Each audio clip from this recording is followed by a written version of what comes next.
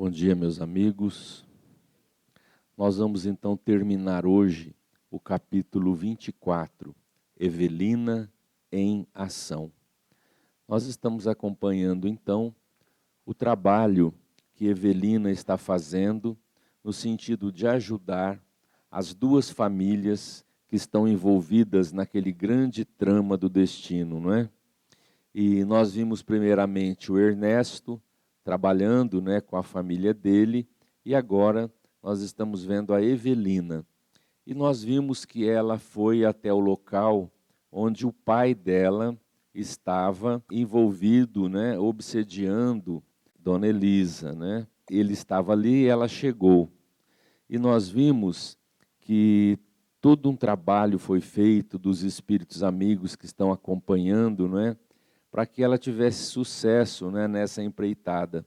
Tentar transformar o pai, fazer com que ele mude de ideia, que ele não pense na vingança, no ódio que ele está carregando, não é? Porque também um dos propósitos desse trabalho da Evelina é aproximar-se o pai, o Desidério, da família do Amâncio. Eles estão projetando a reencarnação do Desidério como filho do Amâncio e da dona Brígida. Então vamos lá, continuar nesse trabalho que a Evelina está fazendo, de tentar convencer o pai a esquecer e a perdoar. Então vamos lá. Ela continua falando então. Quem penetrará os desígnios de Deus, meu pai?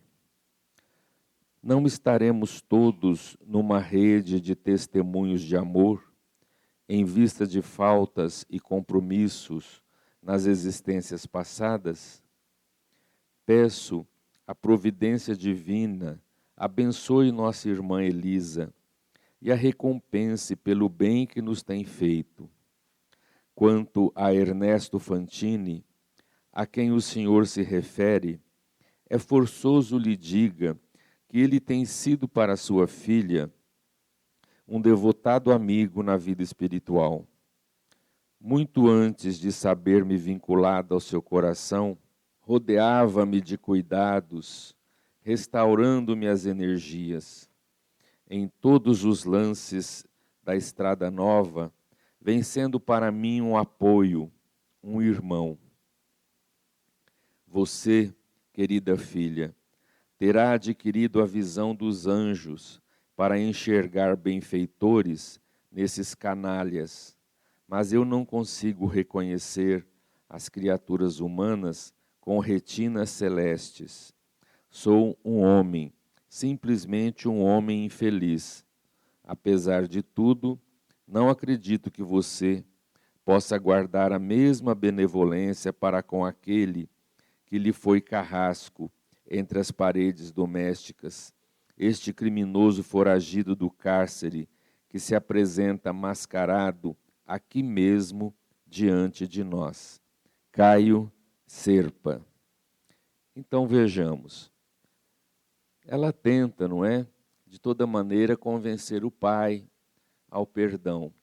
E ele se mostra irredutível, Ele não quer aceitar. Isso acontece, meus amigos, muitas vezes com espíritos encarnados aqui na Terra. Espíritos que sofrem uma grande traição, que foram perseguidos, Como o caso aqui, o Desidério foi morto por um amigo, Para que o amigo ficasse com a esposa dele. Então ele não consegue perdoar, ele está envolvido num ódio, num pensamento de vingança constante, Então isso às vezes leva muito tempo para que o espírito, possa entender que não é por aí, que a justiça não se faz assim. A justiça não se faz pelas nossas mãos. A lei divina é que vai encaminhar a todos, para os acertos da vida. Então ele se mostra irredutível. E ela tenta de toda maneira falar com ele. E ela usa um argumento muito interessante, que a gente viu aí no texto, que ela diz assim: quem penetrará os desígnios de Deus? Não estaremos todos numa rede de testemunhos de amor em vista de faltas e compromissos nas existências passadas? Então ela está mostrando para ele: meu pai, as coisas não são só agora. O senhor, Desidério, Caio, Ernesto, Amâncio, isso não é agora só. Nós temos que olhar o passado. Nós estamos todos conectados a esse passado. Então, as nossas faltas, os nossos problemas que nós criamos lá no passado, eles refletem hoje na nossa existência.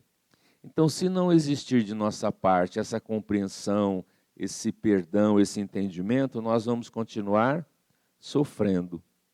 Há espíritos que se debatem num ódio, um não perdeu o outro, e às vezes isso rola em encarnações e encarnações.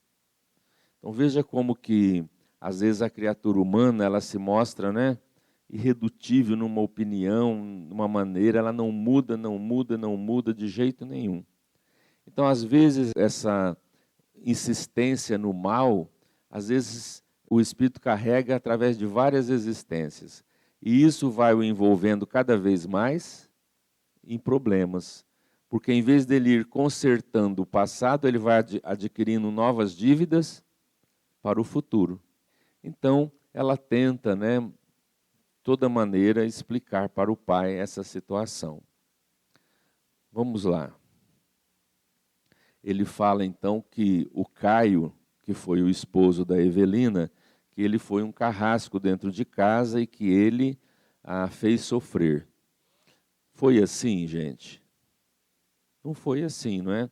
Embora o Caio tivesse uma amante, não é alguém que fez mal a Evelina, ele apenas agia assim com uma certa indiferença, vamos dizer, né?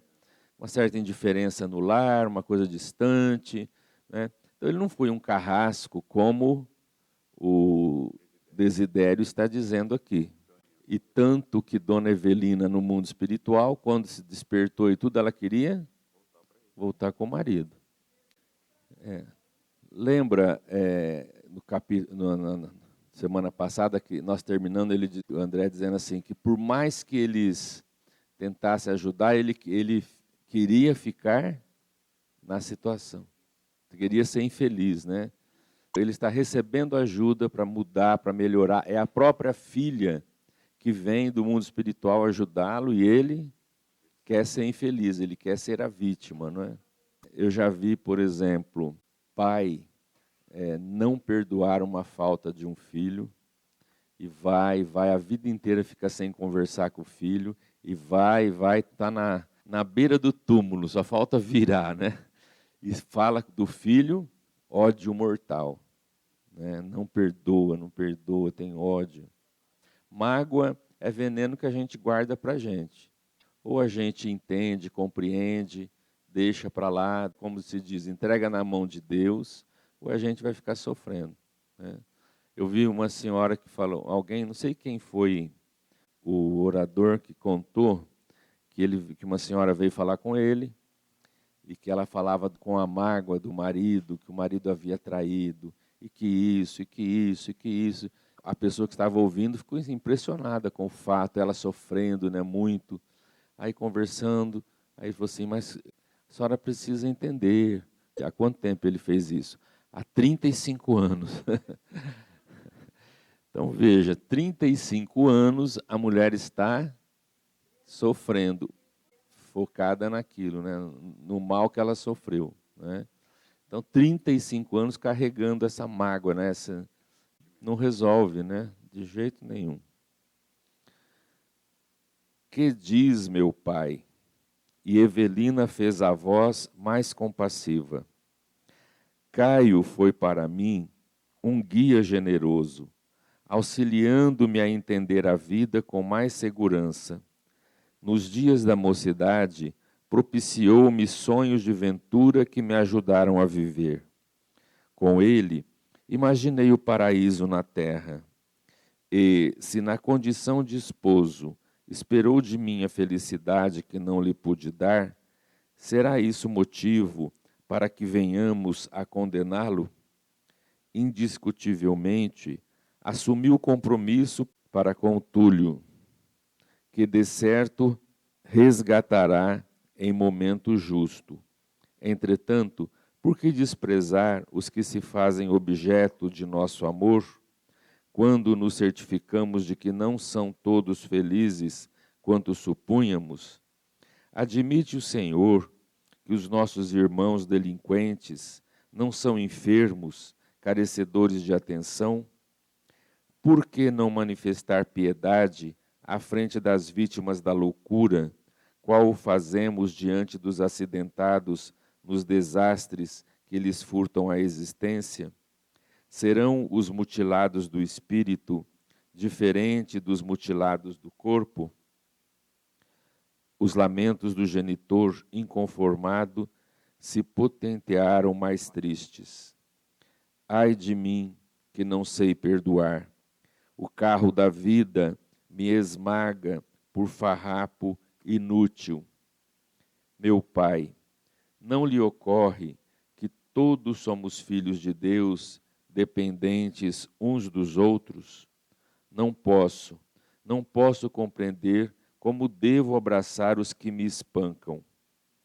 Não deseja caminhar adiante, ser livre e feliz? Oh, sim! Então, ouvide todo o mal. Nunca refletiu no poder do tempo? O tempo nos auxilia a descobrir a fonte do amor que nos lava todas as culpas.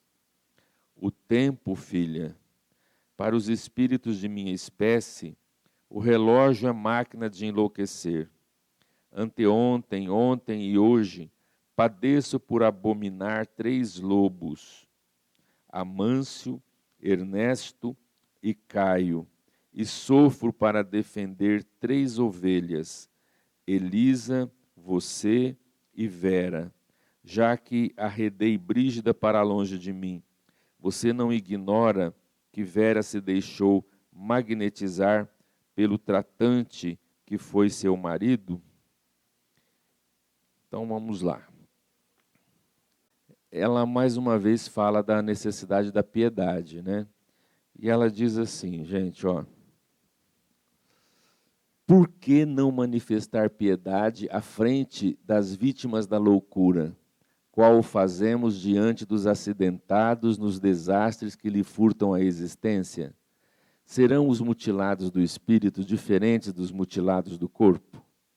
Então ela faz aí uma comparação, não é? Ou seja, em todas as situações nós precisamos de amparo. Alguém que sofre um acidente, nós temos que correr e auxiliar. Então ela disse assim, não são só esses doentes que são mutilados, né, no corpo, que padecem enfermidades ou problemas graves. Nós também temos que pensar no espírito doente, enfermo, também mutilado, né, em si mesmo. Então nós precisamos compreender tudo isso. E ela fala do Caio, o esposo dela, com um entendimento agora muito grande.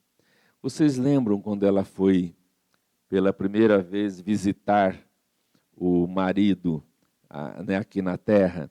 Quando ela chegou lá, ele estava junto da amante, não é? E ela viu que se tratava de uma jovem, né, uma moça. E depois ainda ficou sabendo que ela era filha do Ernesto, né? Então, a primeira impressão que ela teve quando ela viu o Caio e a Vera Celina juntos ali, o primeiro impulso foi de raiva, né, de mágoa, mas depois ela foi trabalhando isso.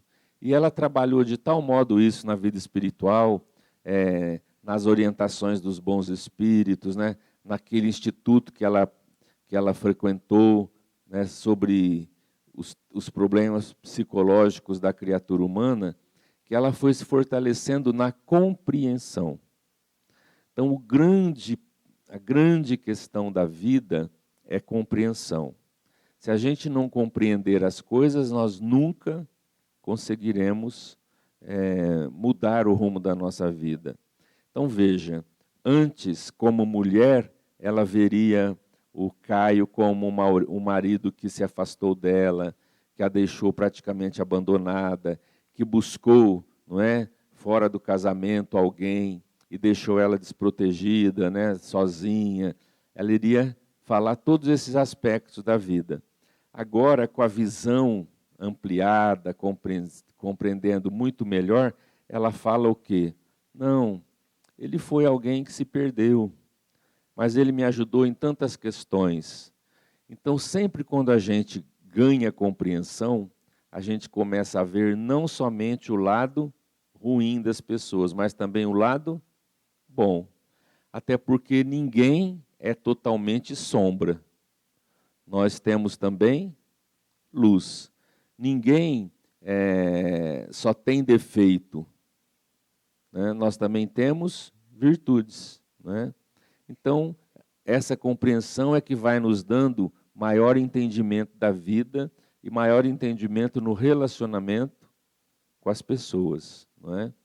Então, por que não compreender e atender os mutilados do espírito, né?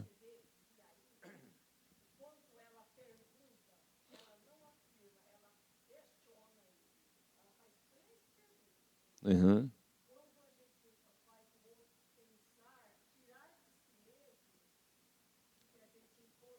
Sim, a diferença, né, de quem sabe conversar, né? Ela vai fazendo perguntas para ele, como que mostrando para ele pensar, né, naquilo que realmente é. Ela não está falando assim, o senhor tem que fazer isso, o senhor tem que não sei o quê, o senhor tem que parar disso. Né? Não, ela vai dialogando, até porque ela entende que ninguém muda ninguém. É isso. Ninguém muda ninguém. Você pode ir lá falar, querer impor a sua ideia, a sua maneira de ver as coisas. Se o outro não quiser, não adianta. A pessoa não muda, né?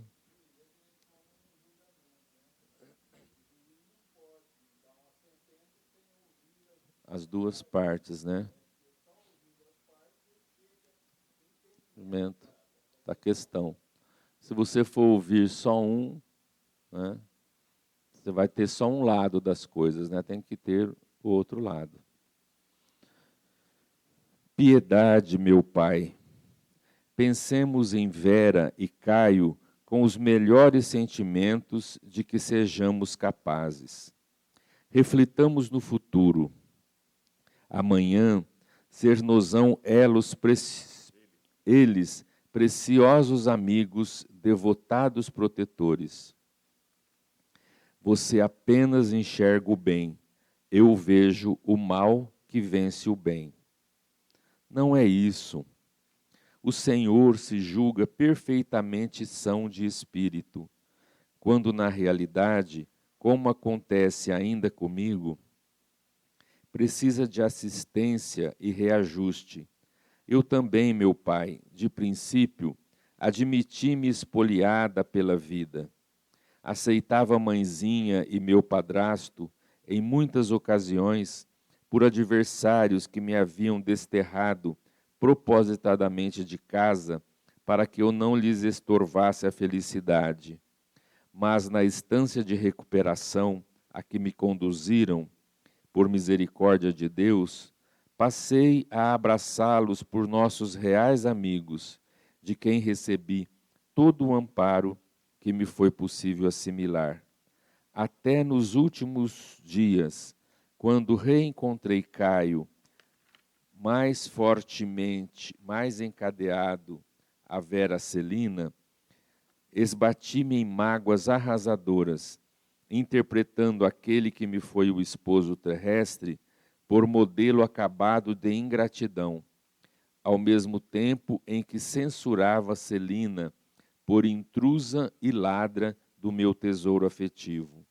Entretanto, o orvalho da bondade infinita de Deus visitou a ressequida plantação de meus sentimentos pobres, através das lições de instrutores abnegados, médicos e enfermeiros da compaixão divina, e reequilibrei-me, concluindo que Caio e Vera são nossos irmãos da alma. Eles são como são, enquanto que somos como somos, e Deus espera que nos amemos, assim como nos permite ser. Indispensável, meu Pai, é entender-nos, ajudar-nos reciprocamente e caminhar adiante. Caminhar sempre, resgatando os compromissos de ontem para que o amanhã seja melhor. O todo misericordioso semeou flores e bênçãos em todos os sítios da estrada perlustrar. Compreender é buscar a frente, auxiliar os outros será garantir-nos. O amor não falha e Deus nos criou para o amor sem lindes. É muito interessante o que ela diz, né? E veja o que é a escolha que a criatura humana faz. Ela explica aí para o pai. Quando ela viu o Caio com a outra mulher, com a ingratidão que ele fez com ela, por tudo que ela passou, o primeiro impulso foi de mágoa, de ressentimento, de raiva dele. Aí ela diz: os espíritos amigos me ajudaram a compreender tudo isso. E eu entendi que eu precisava compreender e não me revoltar. Aí ela trabalhou isso com sofrimento, porque para você mudar uma opinião, você mudar uma maneira de entender as coisas, o indivíduo sofre mesmo. E ela passou por tudo isso. Hoje ela tem uma visão diferente da vida. Agora, e se ela não fizesse isso?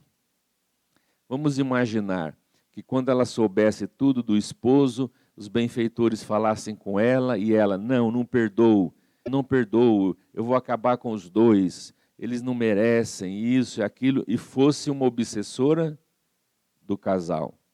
Ela estaria lá na condição de infeliz, sofrendo como o pai, o Desidério, está, mas tudo isso por escolha dela própria. Então a gente é que faz o caminho. A gente pode seguir por aqui com compreensão, ou a gente pode seguir por cá com ódio, com revolta, com mágoa. A escolha é nossa.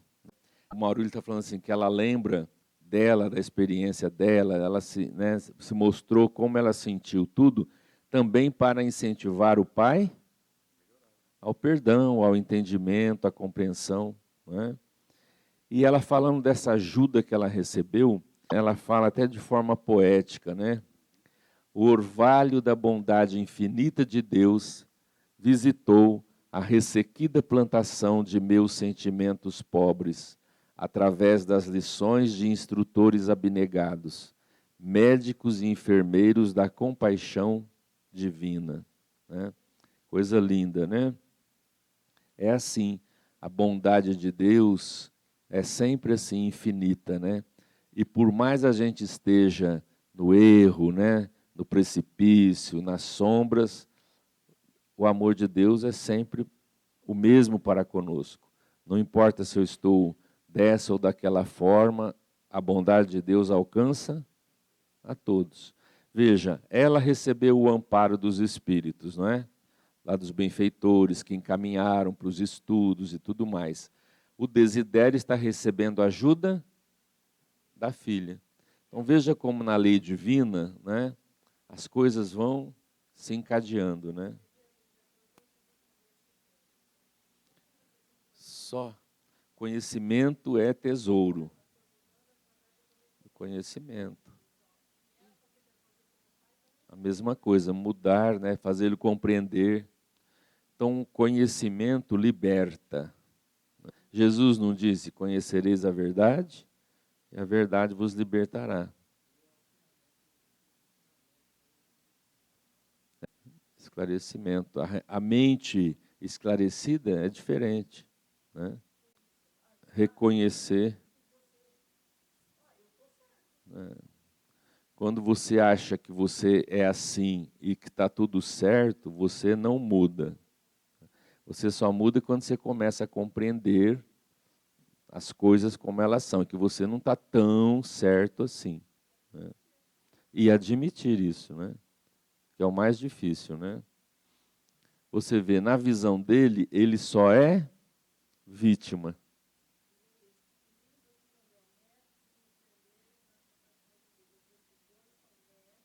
Enfermeiros da compaixão divina.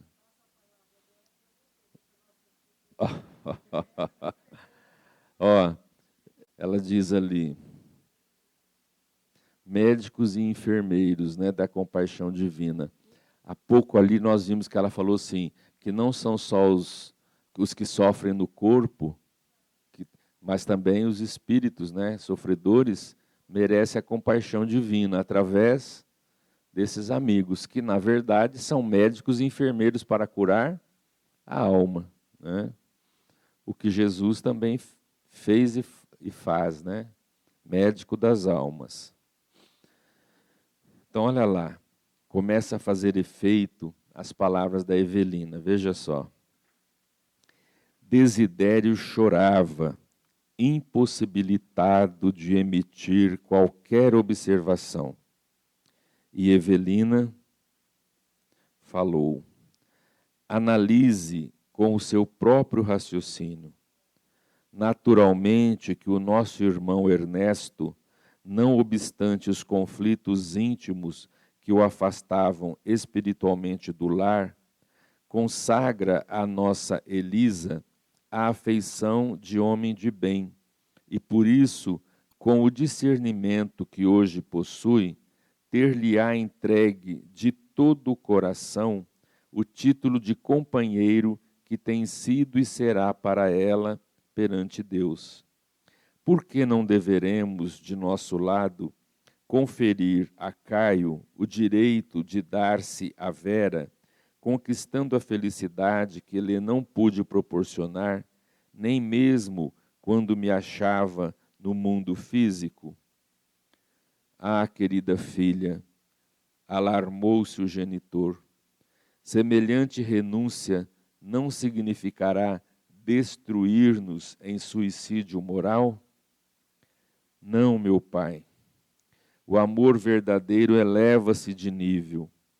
Hoje, entendo que as afeições transviadas podem ser corrigidas no Santo Instituto da Família, através da reencarnação. Deus nos permite abraçar como filhos aquelas mesmas criaturas que não soubemos amar em outras posições sentimentais. Os nossos pensamentos de ternura, uns para os outros, um dia serão livres e puros, quais as fontes cristalinas que se irmanam no chão empedrado do planeta, ou como as irradiações dos astros que se enlaçam sem perder grandeza e originalidade nas imensas vias do céu. Depois de longa pausa, seguida pelo silencioso respeito dos amigos desencarnados ali presentes, ela continuou: se nuvens de mágoa lhe anuviam ainda o coração, lance-as fora e sigamos para a frente, aspirando à paz. Por agora, deixe que a nossa Elisa se distancie de quaisquer lembranças desagradáveis. Liberte-a e verá que a mulher escolhida lhe pertencerá com mais força. Ajude-a para a ascensão a novos caminhos, e ela voltará ao seu encontro.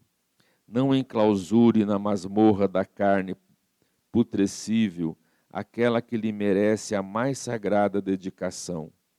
Elisa ser-lhe-á grata, e de nossa parte prometemos solenemente ao Senhor, perante a infinita misericórdia de Deus, que a reverá em nossa própria moradia, onde se prepararão ambos com o nosso carinho para uma nova existência juntos, novamente juntos e mais felizes. Aceite meus rogos, Pai querido. Então, ela continua dialogando lá com o velho, né? Tentando de toda maneira. E ela agora começa a tocar num outro ponto, para ele deixar a dona Elisa. Ela está mostrando que ela precisa de amparo e ele está retendo a mulher ali, né? Ela está retida ao corpo, presa a ele, sem conseguir, né, se libertar.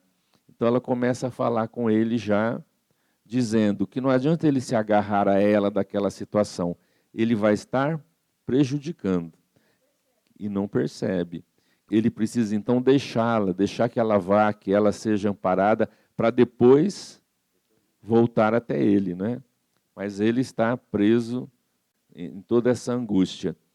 E ela então esclarece a ele dizendo assim, ó: hoje entendo que as afeições transviadas podem ser corrigidas no Santo Instituto da Família, através da reencarnação. Então, a reencarnação corrige tudo. Os mesmos personagens do passado voltam agora ao palco da vida para novas encenações, não é? Para novos aprendizados, não é?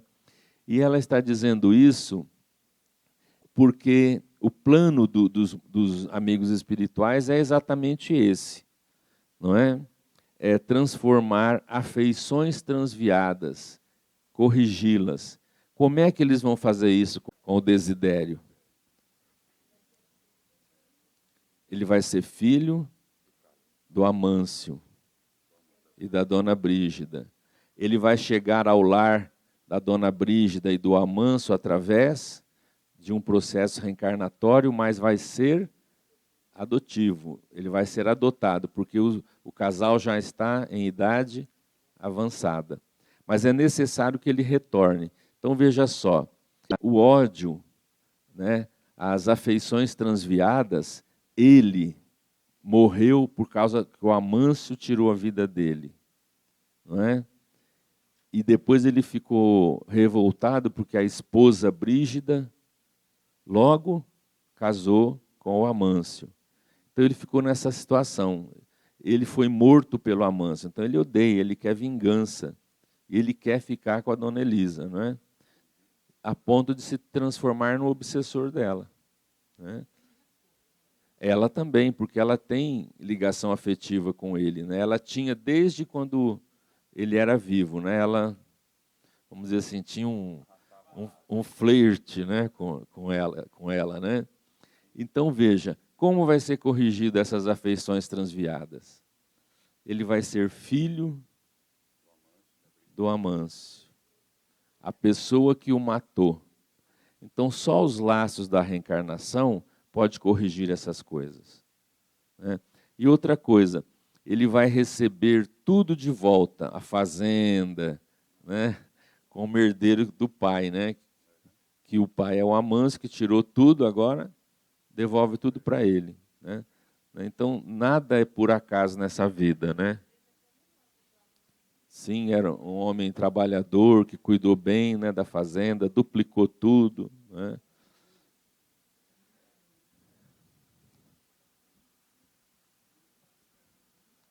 Não, vai depender dele. O processo é ajudá-lo. Agora vai depender dele. Você veja os obstáculos que ele vai encontrar. Ele vai ser filho do Amâncio. A hora que ele estiver crescendo, ele vai ter aquela afeição maravilhosa pelo pai. Vai haver uma espécie de uma aversão, né? Uma coisa assim que ele não, uma rejeição pelo pai. Ele não vai, né? Ele não vai ter aquela ligação, né, muito intensa. Já é o resquício do passado, mas o amparo dos espíritos, a educação dos pais, o ambiente proporcionando tudo. O espírito tem tudo para quebrar essa aversão do passado. Por isso que os laços da reencarnação são importantes, porque você vem em situações que a vida te induza ao melhor. Você veja, ele vai ser filho do Amâncio. Essa situação de filho vai proporcionar muito que eles se ajustem, né? Como?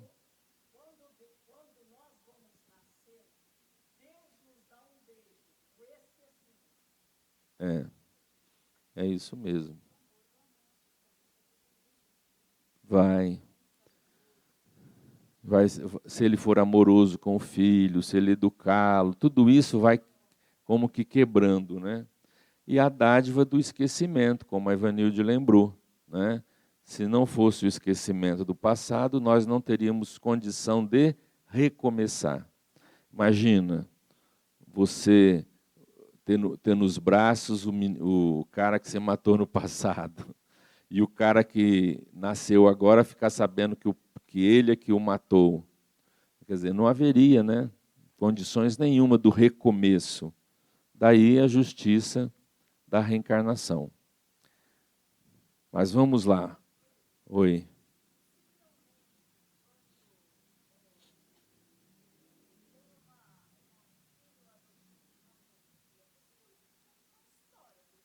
Tem. Marilena está dizendo assim, quando existe um filho adotivo na família, tem algum histórico do passado? Claro que sim. É um processo reencarnatório, só que por outras vias, né? Então não é por acaso que vem, né? Não é por acaso. E é interessante que existe uma certa, vamos dizer assim, uma certa atração. A vida conspira para que isso aconteça. Leva pelos caminhos. A vida leva pelos caminhos, né? Vamos lá, então. Não, não, trovejou ele em mais violenta crise de desespero. Sou um réprobo, não posso fingir. Viu-se então o ponto mais alto e mais enternecedor do reencontro.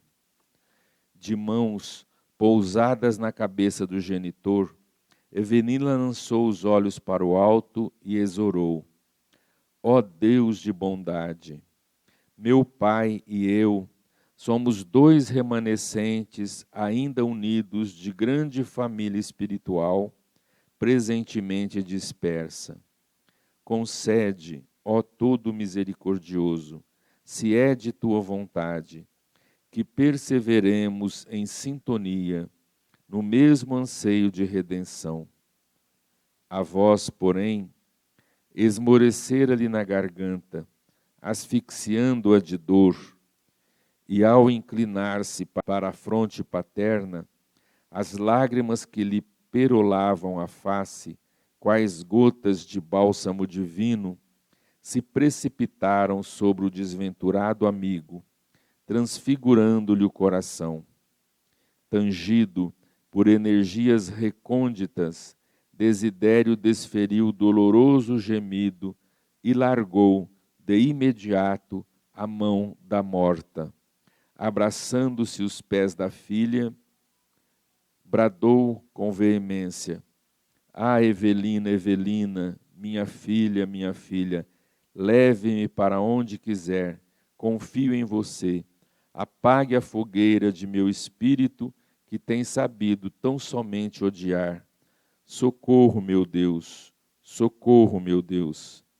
A moça, suplementada de força pelos companheiros que oravam, reergueu-o facilmente, como se tomasse de encontro ao peito uma criança abatida. Acorreram enfermeiros desencarnados, desentranhando Elisa do corpo inerte, a lembrarem uma equipe de técnicos que operassem rapidamente para retirá-la de um vestido imprestável. E o irmão Plotino, seguido pelos colaboradores, entrou em ação, acomodando o Desidério, semi-inconsciente, na ambulância que o transportaria para o novo domicílio espiritual. Então, por fim, o amor venceu, não é? Por mais, sempre tem um momento. O espírito pode persistir, demorar longo tempo no erro, no ódio, mas o amor é força soberana. Chega um momento que a pessoa quebra. Então veja aí, ele estava irredutível, ela foi falando, esclarecendo, falando, aí no momento mais alto ela chora, não é? E as lágrimas dela caem sobre o pai e aquilo o transforma. Vocês se lembram do livro que a gente estudou, do André Luiz, o Libertação? Ele permaneceu 500 anos, né? 400 anos na vida espiritual, preso ao ódio, ao poder, 700 anos, né? E insistente, não mudava de forma alguma, até que chegou um momento que ele criou um certo campo, porque até então não adiantava nada a mãe dele vir falar com ele. Quando ele estava meio... Aí a mãe vem e fala com ele. E aí o cara vira uma criança de chorar, né?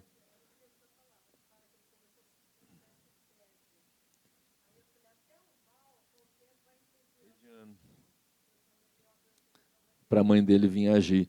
Porque, por mais que você insista no ódio, no mal, nisso, daquilo, com o tempo você vai se desgastando, porque aquilo não resolve. Você não fica bem, você sempre está... Né, aquilo... Do André Luiz, no que você fala? Ah, sim, estava no umbral, né, até o momento que ele cedeu.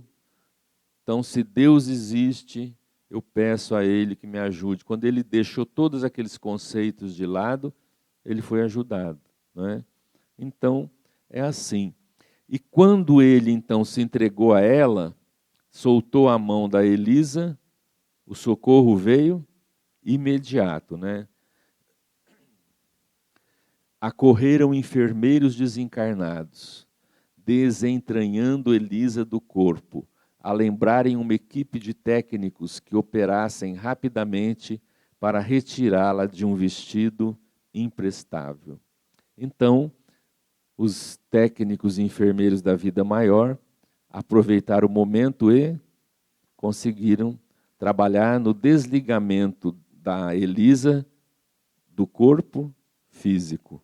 E ela foi encaminhada para a vida espiritual e o Desidério também, né? Aí nós vamos ver depois o desdobramento disso, né? Como vai ficar a situação dos dois. E aí o André Luiz, encerrando o capítulo, diz assim para nós: alguém acompanhara discretamente conosco todo o diálogo. Era o instrutor Ribas, que viera de surpresa ao lar de Vila Mariana, a fim de encorajar em prece a pupila do Instituto de Proteção Espiritual no testemunho inesquecível. Assim que a viu, ajudando a carregar o genitor em sublimada metamorfose, o venerado orientador, talvez rememorando acontecimentos de sua própria vida, afastou-se em silêncio, com os olhos marejados de pranto que não chegava a se desprender das pálpebras molhadas. Quanto a nós, de novo em plena rua, limitamo-nos pessoalmente a contemplar o firmamento, onde a aurora purpúrea, anunciando perpétua renovação, nos sugeria louvar a ilimitada misericórdia de Deus, e oramos sem conseguir articular palavra. Então, o instrutor Ribas estava ali sem ninguém saber, acompanhando todo esse desenrolar. Agora, é muito interessante, várias vezes a gente vê esse ponto nas obras do André Luiz. Por exemplo, aqui, o mensageiro Ribas, né, está ali, e o André Luiz diz assim: talvez, quer dizer, rememorando o seu passado, ele se emocionou, não é? Por quê? Porque todos esses espíritos mensageiros, trabalhadores do mundo espiritual, eles também já foram como nós. E já sofreram, e já erraram, e hoje estão numa situação melhor. E muitas vezes eles se lembram das próprios erros, das próprias dores, né? Então eles vão tentando se modificar. Lembra o André Luiz, aí nesse próprio capítulo anterior, se não me falha a memória, o Ernesto disse assim, que o outro fez isso, fez aquilo, aí ele falou assim, quem sou eu para criticar? Porque eu também fiz tudo isso, né? Então, é essa coisa, a gente vai crescendo espiritualmente, vai tendo mais compreensão, vai perdoando-se e também perdoando os outros, né? É o caminho do amor que a gente falou, não tem outra solução. O cara pode ficar empedernido, né? Chega uma hora, tem que ceder, não tem jeito, né?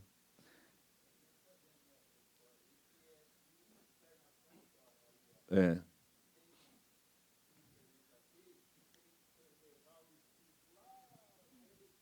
encarnações para chegar ali, né? É assim, como que é. E sempre, como o André Luiz fala aqui, a imensa misericórdia de Deus, né? Que proporciona tudo isso para a gente se unir, para a gente. E na oração dela, viu que ela fala assim, que ela e o pai estão dispersos, né, de uma grande família espiritual. Nós temos vínculos e nós crescemos nas encarnações como se fosse um grupo familiar, extenso. Esse grupo vai fazendo evolução.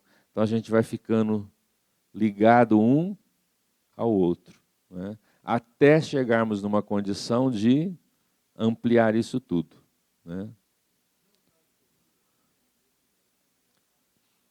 Não sei, né, Maurílio, se o Ribas tem ligação com essa família.